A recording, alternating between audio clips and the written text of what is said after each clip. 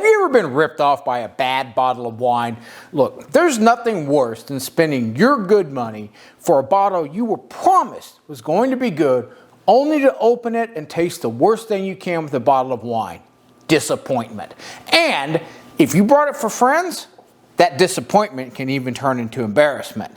You sure as hell can't get your money back, so you just have to drink it or dump it down the drain. Look, I understand it's enough to even put you off wine.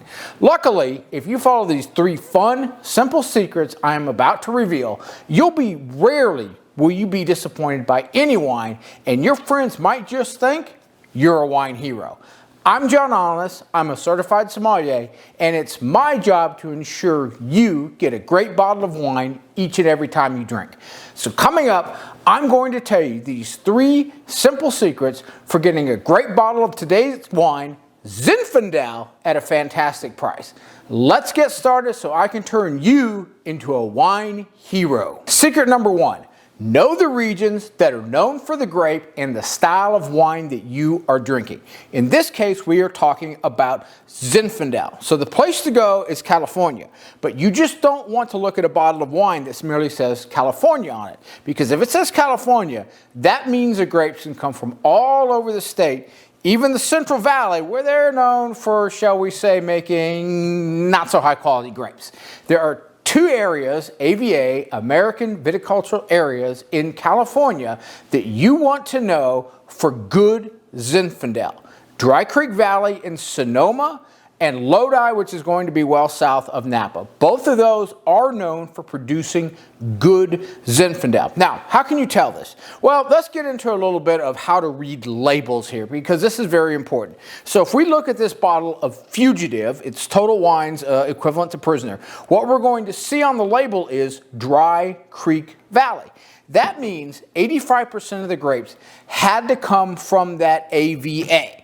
Okay, that's very important. If it merely says California, they can get grapes from all over the state. You know that if you're going to get a bottle of Zinfandel from Dry Creek Valley in Sonoma, it has the opportunity to be really good. All the fruit came from this area. If we look at this bottle of Turley here, you will see it says Lodi. If we play word association in wine, if I say Lodi, you say Old Vine Zinfandel.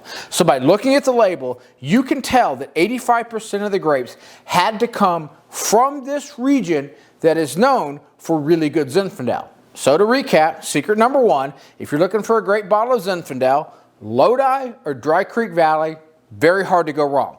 Let's move on to secret number 2. Secret number 2 is an important one. We're going to spend a little bit of time on it. I call it Know Your Grapes. And so when we're studying for the certified sommelier, we do a lot of blind tasting. We have to know something called theory. That means that you have to understand the characteristics of the grapes. And so if you understand the characteristic of any grape, you know what kind of wine that you're going to be getting. So for example, Pinot Noir is a light-skinned, high-acid, low-tannin grape that is aromatic, and it features red fruits: strawberry, raspberry, red cherry. You can see your hand through the glass. If you're looking for a heavy wine with black fruits to pair with a nice big Texas T-bone, you would not want to drink Pinot Noir. The grape doesn't have those characteristics. So if you know the characteristics of the grape, of the wine that you are going to drink, you have a good idea of what's going to be in the glass. So Zinfandel. What do we know about the grape? The first question that comes up about Zinfandel all the time, and this is pretty unique. I'm going to tell you something fun in just a second. Is it a white grape or is it a red grape? Well, the truth of the matter is, if you look at the bottle, it's a red grape. It actually originated in Croatia. They didn't discover that until the 1990s when they did some genetic testing on it. They thought it was native to California, but California has kind of made Zinfandel its own grape. In Italy, it's known as Primitivo. In California, it's known as Zinfandel.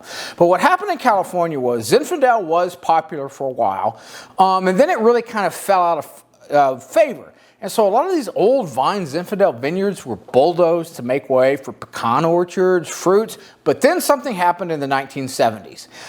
Sutter Home popularized something called White Zinfandel. Now, White Zinfandel is not actually a white grape. It is actually a rosé wine that is made from the red grape. But the term White Zinfandel sounded unique, and it's a, shall we say, value wine. It's a little bit sweet. To me, it just tastes like bubble gum. This bottle right here costs $4.73. And so it's sort of, you know, something for people who like cheap wine, to drink cheap wine. It's a little sweet, it's a little fruity, and that's about it. However, Sutter Home did one great thing when they came up with White Zinfandel in the 1970s. It became so popular that it saved a whole bunch of old vine Zinfandel vineyards, so that when Zinfandel started becoming popular again in California, all these wonderful vineyards were here to make really high quality Zinfandel once again. So before we get into the characteristics of the Zinfandel grape, I'm going to tell you one other fantastic thing about Zinfandel. While it's not really a grape made to age or to make fine wines, it's probably the best value grape that you can get. You can still get fantastic bottles of Zinfandel for between $20 and $30 that are going to deliver well above their price point. And if you spend $50 to $60 on a bottle of Zinfandel like this wonderful Turley, you're going to get great value out of it. Rarely are you going to see a bottle of Zinfandel for $100 or more, so you can get, for $60, a fantastic bottle. You're not going to age it and enjoy it almost as much as you would fine wine. So that's one thing to know about the Zinfandel grape. You're not going to age it, but you can get great value from it. Now, let me tell you about the characteristics of the Zinfandel grape, because so you know what you're getting into, because there's one really, really cool thing I'll tell you about in just a second that makes Zinfandel unlike any other grape in the world. So what are the characteristics that you're going to get out of Zinfandel? You're going to get what's called a wild, spicy fruit bowl character. You're going to get black fruits. If you like blackberry, we got blackberry. If you like black cherry, we got black cherry. You like black plum, we got black plum. A lot of black fruits going on in Zinfandel, but a lot of red fruits too. You get intense strawberry, maybe a little raspberry, maybe even a little bit of red currant. And they're all concentrated and very intense. And as a bonus, you actually get blue fruits too. Blueberry, boysenberry, and so it's literally called a wild fruit bowl because there's everything in there. You can actually get apricot and a little bit of peach yogurt too that comes from a winemaking process called malolactic conversion. It doesn't use... Malolactic is done in all red wines, but you usually can't taste it. In Zinfandel, you get a little bit of a bonus fruit. Apricot, peach, a little yogurt. So there's a lot going on in these bottles here. But wait, there's more. Zinfandels are usually aged, not for too long, but a little bit, in both American oak and French oak. So what does that mean? What that means is from the French oak, you get a little bit of vanilla and baking spices. From the American oak, you get a little bit of coconut and a little bit of dill. Dill and coconut and baking spices and vanilla. Pretty unique. A couple more things you should know about Zinfandel. Zinfandel is a medium to medium plus acid wine, so it's not that particularly tart. And it's medium to medium plus tannic, so it won't like grip your tongue or pucker you up a lot, but you'll still feel it around there to give it some nice structure. Really because of the medium acid, medium tannin, that's why it really doesn't age that well. However, one thing that you do get that's actually pretty neat is Zinfandel does well in warm climates. And so with warm climates, the grapes ripen more, there's more sugar to convert to alcohol. Now these aren't sweet wines, except for the White Zinfandel. They're usually dry, but they're not like bone dry. They're very fruity. So you're going to get high alcohol wines. This one, Fugitive, is 14.5% ABV. Turley is probably about the same. So they're fuller bodied, ready to drink now wines. So if you're going to get, if you're going to drink Zinfandel, that's what you're going to get. Think wild fruit bowl character with a little bit of oak on there. And what I'm going to do right after I tell you secret number 3 is we're going to open my favorite bottle, Turley. We're going to taste it, and then I'm going to do something really unique. I am going to give you my proprietary whole bottle review. But before we get to that, let's get on to secret number 3. Secret number 3 is this: know your producers. If there's a lot of producers that make wines of all kinds of different varietals, Cabernet Sauvignon, Merlot, Zinfandel, or all sorts of stuff. If you find a good producer that is good at making one varietal, they're usually pretty good at making another. The other thing that is interesting is if you take a producer like Turley, Turley makes some Cab Franc. Turley has made themselves synonymous with Zinfandel. And so what's really cool about Turley is they have all sorts of different Zinfandels from different vineyards. This is the Kirschman vineyard. They make one in the Judge Bell vineyard. There's several different vineyards. And while they're pretty close to the same, there's a couple of unique characteristics about both. So if you get a bottle of Turley, you know you're going to get a good producer. Excuse me.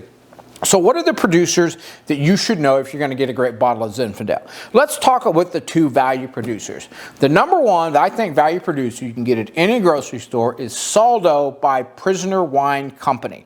Dave Finney was the one that started Prisoner Wine Company, started Prisoner. It's a Zinfandel blend, still quite good. He sold out to Prisoner Wine Company, but they've actually done a really, really good job of maintaining some of the things that he created. And I think Soldo, sometimes it's 22 bucks, sometimes it's 24 bucks. You can find it on any grocery store shelf. Soldo is a fantastic value. In fact, it might be the best value bottle of wine you can get in that price range. So Soldo, if you have a Total Wine close to you, hey, it's hard to go wrong with a bottle of their Fugitive from Dry Creek Valley. I was like, when I started drinking it was 24. Now it's 32 bucks, great value. If you want to get a little higher, there's three big ones I'll give you. Turley, can't go wrong with Turley. We're going to taste this in just a second. Bialy Black Chicken, and I'll tell you a fun fact about that. And the other one is Ridge. Ridge makes some really high-end Cabernet Sauvignons, but they have done a fantastic job with their Zinfandels. The Ridge Geyserville, oh, can't go wrong with that. The fun fact about Bialy Black Chicken is this, is they were still around during Prohibition. And the reason they got the name Black Chicken was people would call up to order chickens, a white chicken or a black chicken. Black chicken meant, send me the wine we're not supposed to be drinking. And it was so popular that they kept the name Black Chicken. So Bialy Black Chicken, you can't go wrong with that. All of those go for about $50 or so. So to recap, Soldo, Prisoner, then if we want to go higher end, Ridge, Turley, and Bialy. All right, enough talking. Let's taste the Turley. And while I'm opening this, I am going to tell you two secrets for doubling the value of any wine. So let's say you had a wine, you paid $25 for it. I'm going to tell you with these two secrets. I'm not going to say hacks because I just can't stand that name. We're not going to go with hacks. Secrets are okay. Tricks, techniques, whatever you want to call them. These two items that I'm going to show you are actually going to double your enjoyment of wine. And they're not hard to do. In fact, they're quite easy to do. Most people just don't know anything about them. And one of them really drives me crazy.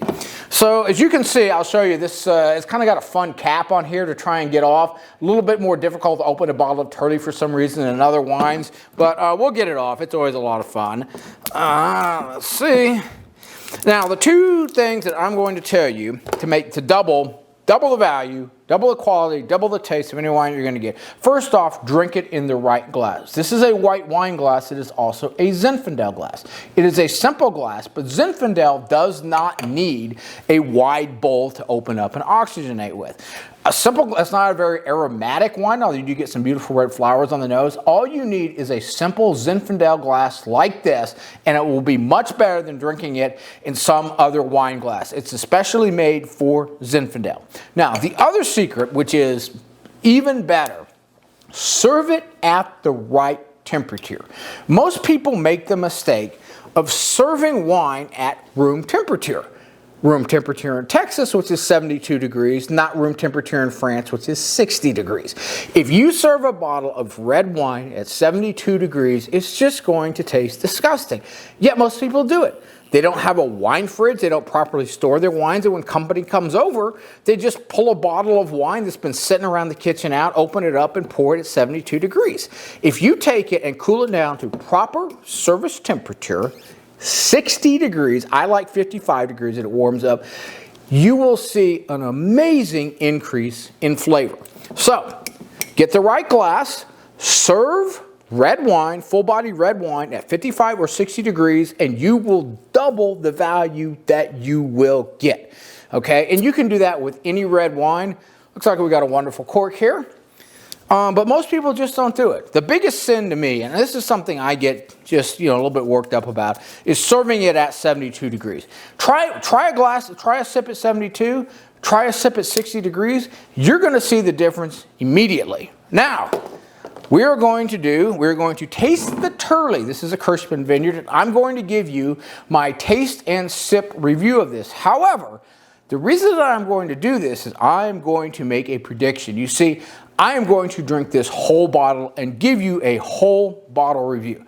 I can't stand what I call taste and spit reviews because they're all the same. You can't get any idea of where the wine is going to go from just merely taking the first sip before your brain's warmed up, before it's opened up. And that's the magic of wine, more so than any other beverage. Each sip is a little bit different than the one before, and the bottle evolves and changes as you go through it.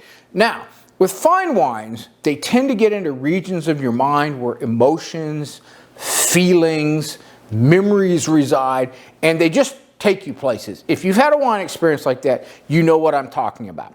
Now, do I expect this to happen with the Turley Zinfandel? No, not quite. It's not really a fine wine. However, I expect a fantastic flavor experience because that's what Zinfandels are known for. Intense fruit flavors, very food friendly. If you want to get yourself some wonderful, sharp Irish cheddar, this would be a fantastic pairing with that. If you want to get yourself a good old-fashioned bacon cheeseburger, you can't go wrong with Zinfandel and cheeseburger, particularly Turley. So I'm not going to tell you it's a simple wine, but I don't expect an enormous amount of evolution from it, so I'm going to judge it like that. My whole bottle scores usually have to get to 98 points, in my opinion, to reach magical. I don't expect this to reach magical, but I expect this to be one of the best value bottles of wine I am going to drink this year. So without further ado, let us taste the Turley. If we look at it, it's got a beautiful color. This is actually a little bit lighter in the glass than I would have expected. Oftentimes they're quite purple. This is just gorgeous. It's sort of a light ruby. A little lighter, what that means is they didn't go add a bunch of mega purple to it. So this has come from a good, authentic vineyard. Remember what I said about producers and regions, Lodi, California. Gosh, that's got a good nose. You got those wonderful red flowers there. You definitely have a lot of fruit. But then there's that, a little intermixing of dill, a little intermixing of vanilla from the American and French oak. Yeah, and a little bit of that peach yogurt characteristic that comes from mallow. That's kind of the taste for it. So, when I taste this, what I expect, something very interesting, a very interesting fact about Zinfandel, I think I forgot to mention this, is it is an uneven ripening grape. What does that mean? If you look at the cluster of grapes as they're harvesting them, you'll see beautiful purple grapes, but you'll also see a green grape. And you'll see a raisin. Like, what the heck is this? Zinfandel ripens unevenly, and so what that means in the glass is, one of the big tells for Zinfandel in blind tasting is I expect to see a bit of a raisin component to this. That's how I learned to pick out Zinfandel, by looking for that wonderful raisination that goes on in there. Now, it's not a raisin wine, don't get me wrong. There's a lot of lush fruits in here, but the raisin is kind of added into it. So let's see what we get here. A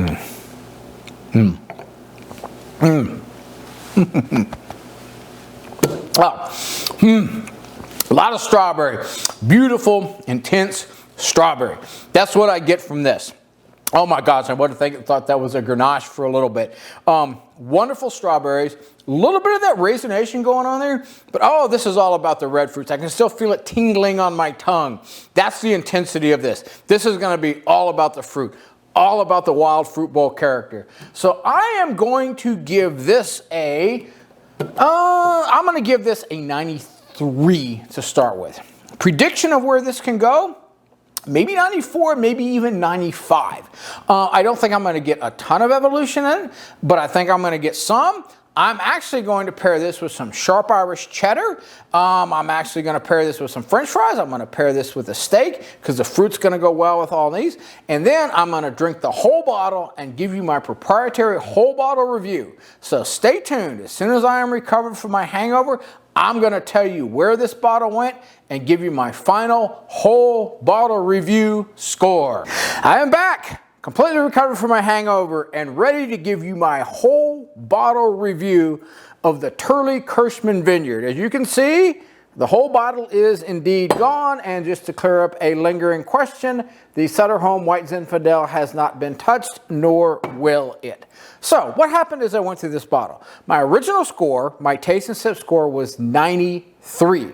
Did it evolve? Did it go up? Did it go down? Well, let me consult my notes. Yes, I can drink and I can take notes. Let's see if I can read them. But as I went through this bottle over about a 3-hour period, I made a few interesting notes. So we're going to go through them, and then I'm going to give you my final proprietary whole bottle score. So first thing, intense strawberry. Definitely came across in the first taste and sip review. That was what defined the wine all the way through. It didn't change at all, but it was interesting. As I went through the bottle around glass 3, it kind of started to lengthen a bit. So it got longer and longer. The finish, which was sort of short, began to get longer and longer. So that was pretty nice, pretty unique. The wine was lighter than I would have thought. Usually Zinfandels can be full-bodied, high alcohol. Interestingly, this I would say was almost, medium plus body. And it was higher acid than I thought. I'd have to go check the elevation in this vineyard. Usually Lodi is a warm climate area, but this was medium plus acid, medium plus, maybe even quite high acid. Definitely made my mouth water as I went through it. That didn't change at all. Another thing that was really unique about this wine was it was almost low tannin. And what tannin is, what you get that kind of puckers your mouth around the inside of your gums, around your teeth, your tongue, your throat. It can kind of, like a Barolo is very high tannin. Pinot Noir is low tannin. This was a low to medium minus tannin wine, which was a little bit surprising to me, but it wasn't unpleasant to me at all. And so that kind of defined it even more as I went through it. No tannins whatsoever. In fact, what I noticed was the absence of tannin. But again, this was all about the strawberry. A little bit of cherry came out as I went through it. There wasn't really much evolution as I went through this bottle, and I didn't expect it to. Hey, it's Zinfandel. It's not a fine wine. There wasn't a really coming together, but the most distinctive thing about it was how the flavors started to stretch out as I went through it. Now, a couple of neat things about it. I had 2 different foods with it. I had a steak. Actually went quite well with it, even though it was low tannin, a little bit of a fattier T-bone steak, so the acid went well with that. And I thought the intensity of the flavors, the intensity of the strawberry, matched the intensity of the beef. So that was pretty good. And then I got out a block of sharp Irish cheddar. Sharp Irish cheddar and California Zinfandel, classic pairing, and that was absolutely fantastic. I ate the whole block of cheese and drank probably a glass with it, and that was really good, kind of the highlight of it. So my final whole bottle review for the Turley 2022 Kirschman Vineyard, I'm going to give it a 93.5. I'm going to bump it up just a half point because I do have points here. I didn't think it quite got into 94 territory, nor did I really expect it to. This bottle met my expectations. I can't say that it really exceeded them, but I do recommend it for what it's for. So if you're going to have a meal where you want to pair intense foods with intense wine, can't go wrong with Turley. And hey, if you're going to have a wine party for your non-wine friends who love fruit in the wine, who don't care about evolution, but just want something really intense to talk about, hard to go wrong with a California Zinfandel like the Turley. So in that respect, I highly recommend it. Final whole bottle score, 93.5. And what's better than one whole bottle review? My next whole bottle review coming right up.